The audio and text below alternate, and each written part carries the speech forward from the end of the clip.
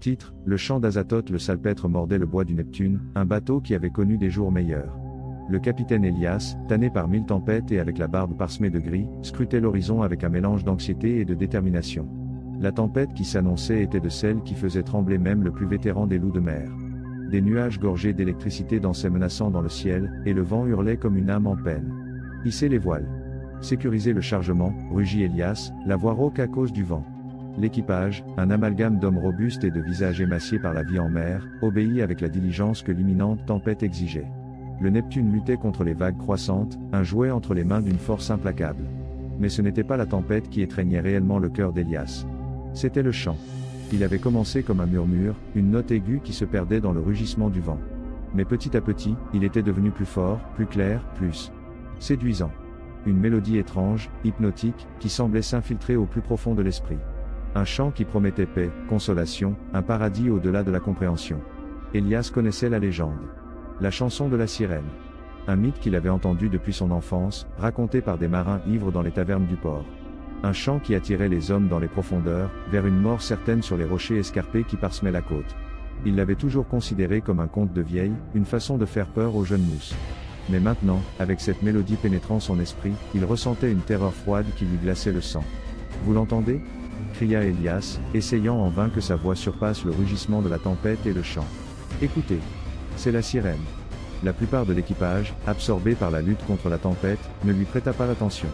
Mais certains, les plus jeunes, les plus sensibles, commencèrent à montrer des signes de perturbation. Leurs visages pâlirent, leurs yeux se vitrifièrent, et leurs mouvements devinrent maladroits, presque somnambules. « Capitaine, qu'est-ce qui se passe » balbutia l'un d'eux, un jeune mousse nommé Thomas, le regard fixé sur l'horizon. « Ne l'écoutez pas. Bouchez-vous les oreilles. C'est un piège. » rugit Elias, essayant de secouer Thomas. Mais c'était inutile. Le jeune homme était complètement ensorcelé. Elias sentit la même force tirer sur lui, une promesse irrésistible de paix et de bonheur éternel. Il vit des images fugaces dans son esprit, des champs verts, un soleil chaud, le visage souriant de sa femme décédée. C'était un paradis à portée de main, il n'avait qu'à se laisser aller. Mais Elias était un homme de mer. Il avait lutté contre des tempêtes, contre des pirates, contre la mort elle-même. Et il n'allait pas abandonner maintenant. Avec un effort titanesque, il secoua sa tête, écartant les visions tentantes. Il s'accrocha au mât de toutes ses forces, sentant le bois rugueux sous ses doigts, une ancre dans la réalité. « Je ne tomberai pas. Je n'abandonnerai pas. » cria Elias, la voix rauque à cause de l'effort. Le chant devint plus fort, plus insistant, comme si la créature qu'il émettait intensifiait son attaque. Elias regarda vers l'horizon et la vit.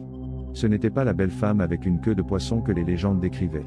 C'était quelque chose de beaucoup plus monstrueux, plus ancien, plus terrible. Une forme tordue de chair et d'os, avec des tentacules serpentins et des yeux qui brillaient d'une lumière froide et inhumaine. Sa bouche s'ouvrait dans un sourire grotesque, révélant des rangées de dents acérées comme des lames. C'était une abomination, un cauchemar sorti des profondeurs de l'océan. Et son chant n'était plus doux et séduisant. Maintenant, c'était une lamentation gutturale, un rugissement primaire qui résonnait au plus profond de l'âme, réveillant les peurs les plus ancestrales. « Viens à moi, Elias » murmura la créature, avec une voix qui semblait provenir de partout à la fois. « Je te montrerai le paradis. Je te réunirai avec ton aimé. Tu n'as qu'à te laisser aller. » Elias sentit que ses forces faiblissaient. La vision de sa femme devint plus nette, plus réelle, plus tentante. Il était sur le point de céder, de se laisser entraîner dans l'obscurité, quand il se souvint de quelque chose. Une promesse qu'il avait faite à sa femme avant de mourir. Une promesse de continuer à vivre, d'honorer sa mémoire, de ne jamais abandonner. Avec un cri de fureur et de désespoir, Elias se libéra du sort. Il arracha un morceau de bois du mât et le lança de toutes ses forces contre la créature. Le coup ne l'arrêta pas, mais sembla la surprendre. Le chant s'interrompit un instant, et la créature recula, montrant une expression de fureur indescriptible. À ce moment, un éclair frappa le Neptune, illuminant le ciel d'une lumière aveuglante. Le tonnerre résonna comme une explosion, secouant le bateau jusqu'à ses fondations. La tempête avait atteint son point culminant. Elias profita de l'occasion. Il attrapa Thomas et les autres membres d'équipage ensorcelés et les traîna jusqu'à la cabine, loin de l'influence de la créature. Il leur cria dessus, les gifla, les aspergea d'eau salée, jusqu'à ce que finalement, ils réussirent à sortir de leur transe. Ensemble, ils luttèrent contre la tempête, contre les vagues géantes, contre le vent violent. Et contre le chant, qui continuait à résonner dans leurs esprits, bien qu'avec moins d'intensité.